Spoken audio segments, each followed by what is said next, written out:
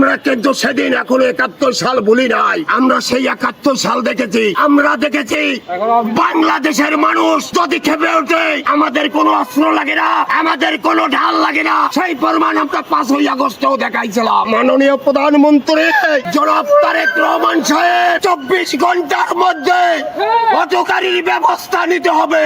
এই প্রতিটি অটোগাড়ির ড্রাইভার মাদকে জড়িত আছে। আপনি তদন্ত করেন। এটা গ্যারেজে 200 রিক্সা থাকলে, 200 অটো গাড়ি থাকলে একজন ড্রাইভার আপনি তার নিজের মালিকের খুঁজে পাবেন না। এই অটো গাড়ি 500 টাকা 600 টাকা জমা দিয়ে তারা এদেশে মজুদ গুছাইতে আছে।